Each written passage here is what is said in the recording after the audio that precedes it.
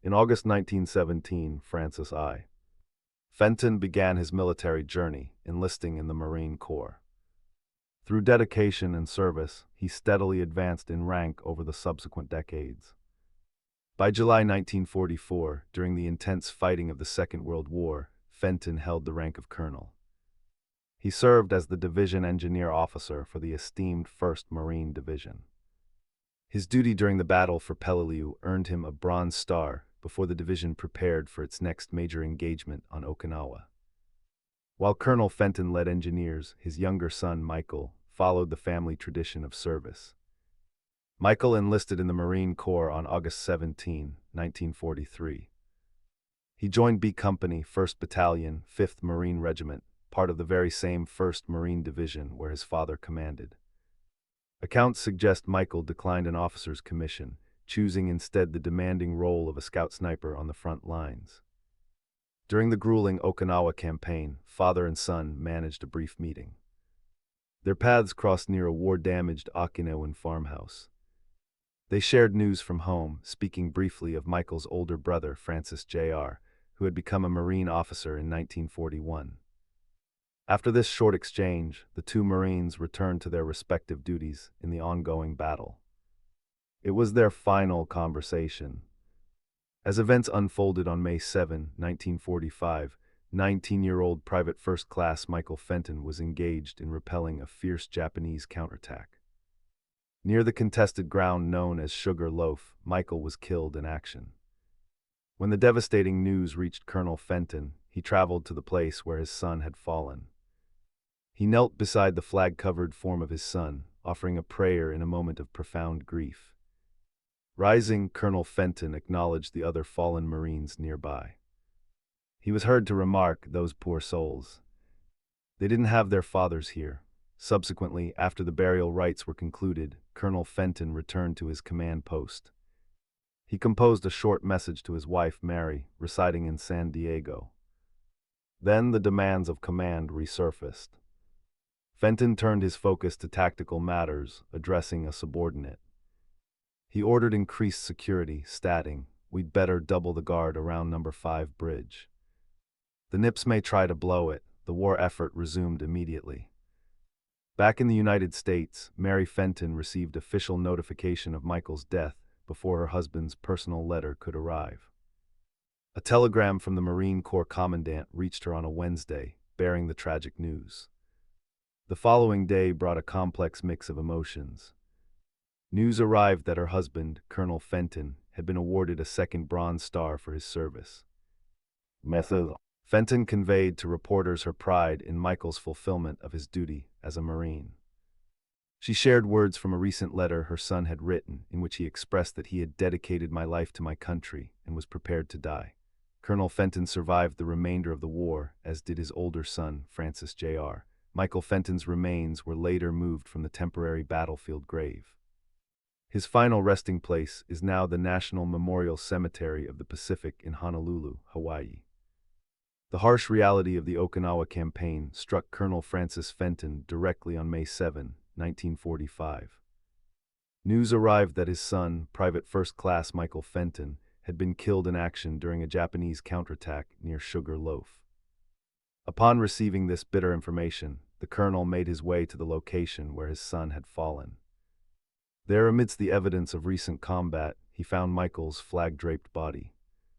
Colonel Fenton knelt beside his son, offering a personal prayer in the midst of the ongoing war. It was a moment of profound personal loss, intersecting with his duties as a commander in the 1st Marine Division. After rising, his gaze took in the surrounding area, noting other Marines who had also perished. His thoughts turned to their families as he remarked, "Those poor souls. They didn't have their fathers here." Subsequently, following the field burial, Colonel Fenton returned to his headquarters.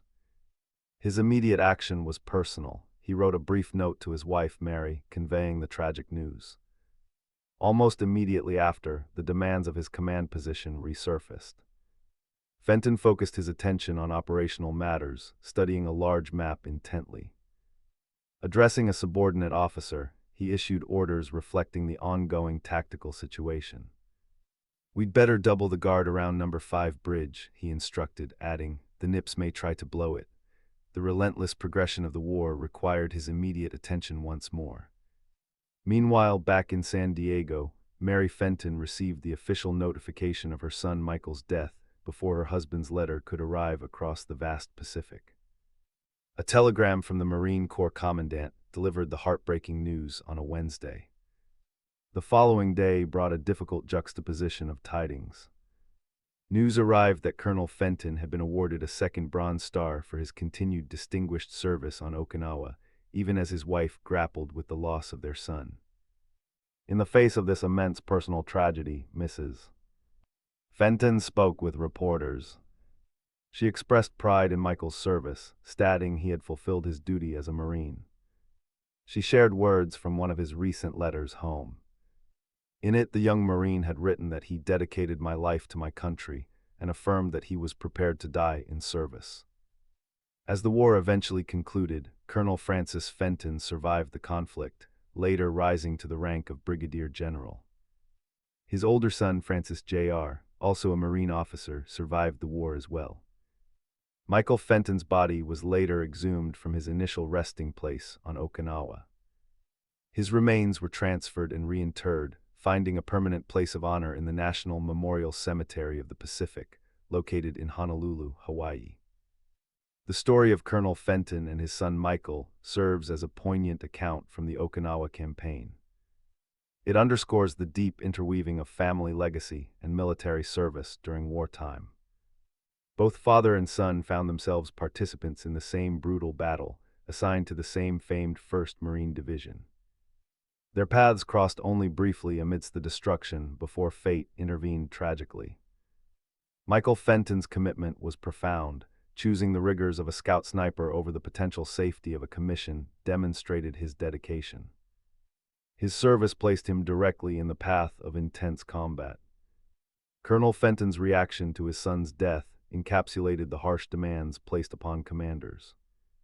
A moment of intense personal grief by his son's side gave way almost immediately to the necessities of command and the continuation of the fight. His observation about the other fallen Marines lacking their fathers nearby highlighted a unique, though painful, aspect of his own experience. He could offer a father's final prayer on the battlefield, a solace denied to many other families. This individual tragedy unfolded against the backdrop of one of the Pacific War's bloodiest battles, where immense casualties were suffered by both sides. The Fenton family's loss was one among thousands, yet intensely personal.